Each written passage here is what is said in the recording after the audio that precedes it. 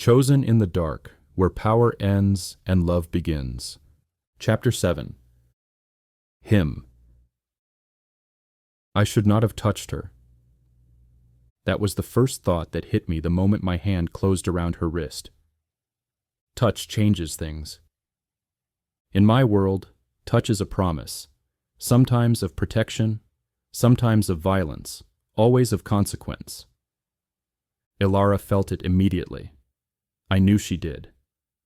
Her pulse jumped beneath my fingers, fast and unguarded, like she hadn't learned yet how to hide fear in stillness. Valen had learned that trick long ago. "Get in," I repeated, quieter this time. Not command, request. That was worse. She looked at my hand, then at my face. "Was he serious?" she asked. "About my apartment?" "Yes." No hesitation, no softening. Her jaw tightened. I could see the anger building, stacking itself carefully on top of fear like a shield. "Then you don't get to tell me what to do," she said. I almost smiled. Almost. "Right now," I replied, "I'm not telling you what to do. I'm telling you what's about to happen." She waited, so I told her. "If you stay here, he'll assume you're undecided. If you leave alone, he'll follow you. If you take the gift, he'll claim you. If you refuse it publicly, he'll escalate." Her eyes didn't leave mine. "And if I get into your car?" she asked. I paused. "That buys us time." "Us," she repeated. "Yes." That word hung between us, fragile and dangerous. Finally, she nodded once. "Fine," she said. "But you don't get to lock the doors and pretend this is for my own good." I opened the passenger door. "I wouldn't dare," I said. She hesitated only a second before getting in. The car pulled away smoothly, silent like everything else I owned. No music. No unnecessary lights. She sat stiffly at first, hands folded in her lap, eyes fixed on the windshield. "Valen," she said suddenly. "That's his name." "Yes." "You said it like it meant something." "It does." She turned to look at me fully now. "Explain." I didn't answer immediately. Explanations create expectations, and expectations are how people die. "Valen doesn't run the city," I said finally. "He runs the story." She frowned. "What does that mean?" "It means," I continued, "when something goes wrong, his version is the one that survives." Silence. Then quietly, "Is he mafia?" I let out a breath that might have been a laugh in another life. "He'd hate that word," I said. "He prefers benefactor." She made a small sound of disgust. "He offered me a necklace." "Yes." "Like a dog collar." "Like a flag," I corrected. "Territory markers are just dressed-up collars." She shook her head. "You warned me about ownership," she said. "But he's worse." "Yes." "And yet," she added slowly, "you didn't stop him from approaching me." That landed. I kept my eyes on the road. "Stopping him publicly would have made you a prize," I said. "He wants reaction." She crossed her arms. "And what do you want?" The question was sharper than she realized. I didn't answer right away, because the honest answer was complicated. "I want you alive," I said, "and unclaimed." "That sounds noble," she said flatly. "It's practical." She snorted softly. "You keep telling yourself that." I glanced at her. She was watching me now, really watching, not afraid, assessing. Good. Fear makes people predictable. Curiosity makes them dangerous. We didn't go to her apartment. I turned toward the upper district instead. "Where are we going?" she asked. "Somewhere Valen can't reach you tonight." "And tomorrow?" We'll see. That's not reassuring. It's honest.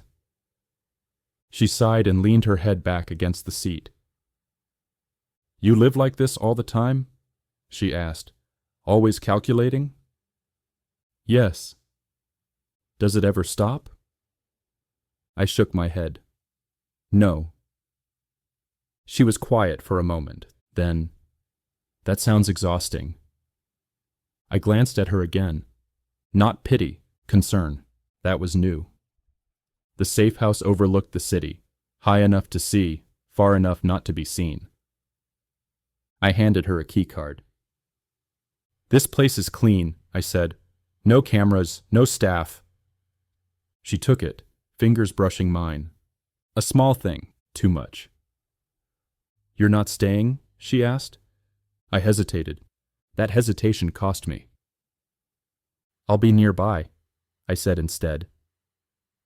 She studied my face. You don't trust yourself, she said. I stiffened. That's not... You don't, she repeated, gentler now. Not around me. I didn't deny it, because denial would have been a lie. She exhaled slowly. That makes two of us, she said. I stepped back. Get some rest, I said. Tomorrow will be worse. She paused at the door, then turned back. Thank you, she said. Not obedient, not grateful. Acknowledging. I nodded once and left before the city could watch us too closely. Her. The door closed behind him with a soft click. I stood there for a long moment, keycard still warm in my hand. Safe house. That was what he'd called it. I hated how relieved I felt. The apartment was minimal, clean, anonymous. But it felt protected, not owned. That distinction mattered. I sat on the edge of the couch and let myself breathe for the first time all day. Valen. The way the hero, no, the man, had said his name told me everything. This wasn't a rivalry, it was a fault line. I pulled my phone out and opened my notes. Valen. Approaches openly. Offers protection. Wants visibility. Him. Warns privately. Avoids claims. Limits visibility.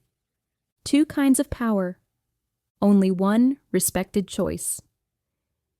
My phone buzzed. A message. Unknown number. You chose badly. My chest tightened. Then another message followed. But you're interesting? I stared at the screen. Then, before I could overthink it, I typed back. So are you. The typing indicator appeared. Paused, disappeared, no reply. I smiled, sharp and humorless. If Valen wanted a reaction, he'd get resistance instead. I set my phone down and leaned back, staring at the ceiling. Somewhere in the city below, men were making decisions about me. That was nothing new. What was new, what unsettled me, was the man who had stepped in front of that decision without asking for anything in return. I didn't trust him. Not yet. But for the first time since arriving in Port Valen, I felt something other than fear. I felt chosen, not owned, not claimed, chosen to be protected. And that somehow was more dangerous than any threat Valen could make.